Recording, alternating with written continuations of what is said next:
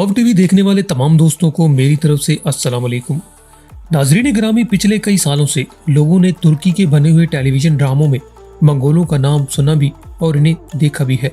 ये लोग जमाना कदीम से इसी तरह खाना बदोशों की जिंदगी बसर कर रहे हैं। एक वक्त था जब मंगोलों ने सोचा कि क्यों ना इस दुनिया में भी अपनी अजीमुल शान सल्तनत कायम की जाए। चंद पहाड़ी कबीलों के मिलने से बनने वाली सल्तनत इतनी खूनरेजी करेगी किसी ने कभी सोचा भी नहीं था। मंगोल सल्तनत का आगाज तो मंगोलिया से हुआ, लेकिन इसका इख्तिताम अरब मुल्कों में जाके हुआ। नाजरीन ग्रामी, इससे पहले कि आज की वीडियो का मुकम्मल आगाज किया जाए, तमाम दोस्तों से गुजारिश है कि मेरे इस चैनल को सब्सक्राइब कर लें ताकि आने वाली तमाम मालूमाती वीडियोस की नोटिफिकेशन आपको बर वक्त मिलती रहे। दुनिया की तारीख में काफ़ी सल्तनत वजूद में आई, लेकिन जो जुल्म व बर्बरियत की मिसालें मंगोलों ने कायम की, शायद इतना जुल्म किसी और ने न किया हो। चीन, पाकिस्तान, ईरान, आज़रबाईजान, तुर्की, रूस से लेकर इन्होंने गजा यानी फ़लस्तीन तक अपनी आज़ादारी कायम करने की कोशिश की और इसमें काफ़ी हद तक कामयाब भी हो गए थे। इस्लाम के आगाज़ के बाद इराक का इस्लामी दुनिया में बहुत नाम रहा है, क्योंकि एशिया के ज़्यादातर मुल्कों में इस्लाम के फैलने का सबब यही मुल्क है। जब मंगोलों ने इराक पे हमला किया तो बगदाद पिछले 500 सालों से मुसलमानों के अंडर था। कहते हैं मंगोलों ने इस शहर को फतह करने के बाद इस शहर में खून की नदियां बहा दी थी। इस शहर की लगभग मुकम्मल आबादी को मार दिया गया। शहर को लूटने के बाद मंगोलों ने इस शहर को आग लगा दी थी। सकूत बगदाद के बाद लोगों ने इनको मंगोल आंधी का नाम दिया था। एक ऐसी आंधी जो जहां से भी गुजरती सफाया करती जाती। वक्त गुजरने के साथ इस अरूज का जवाल आना शुरू हो गया। मुसलमान अब इनकी जंगी तरकीबों को समझ चुके थे।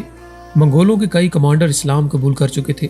3 सदियां हुकूमत करने के बाद ये सल्तनत अपने इख्तिताम को पहुंच चुकी थी। मंगोलिया दुनिया के चंद ममालिक में से एक है जिस पर कभी भी किसी दूसरे मुल्क ने कब्जा नहीं किया। चरवाहों की लड़ाई के अलावा किसी दूसरे मुल्क ने इन पर आज तक हमला नहीं किया। सल्तनत मंगोलिया के दौर हुकूमत में इनके 3 शहर दारुल हुकूमत के तौर पर इस्तेमाल होते रहे हैं।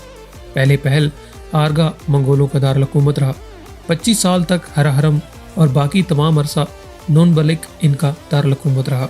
यहाँ पर एक दिलचस्प बात आपको बताता चलूँ कि इनका शहर हरा हरम ही है जिसके नाम पर पाकिस्तान की तारीखी सड़क यानी शहर रेशम को कराकरम हाईवे का नाम देते हैं। मंगोल अपनी मंगोलियन ज़बान में कराकरम शहर को हरा हरम कहते हैं, जहाँ से एक सिल्क रोड बना था। इन्हीं मंगोलों की बदौलत जो पाकिस्तान के पहाड़ी इलाकों से होता हुआ हसन अब्दाल तक पहुँच जाता है। दरअसल ये रोड पाकिस्तान को चीन से नहीं बल्कि ये रोड मंगोलिया तक पाकिस्तान को मिलाती है। दोस्तों, चीन और रूस के दरमियान घिरा हुआ ये मुल्क दुनिया के उन 44 ममालिक में से एक है जिसकी सरहद किसी समुंदर से नहीं मिलती। 13 जनवरी 1992 को इस मुल्क में एक नया आइन मुतारिफ कराया गया, जिसके मुताबिक 4 साल के बाद इस मुल्क में नया सदर मुंतखब किया जाता है। बात की जाए अगर दिलचस्प हकाइक की, तो 11 जुलाई मंगोलिया का कौमी दिन माना जाता है।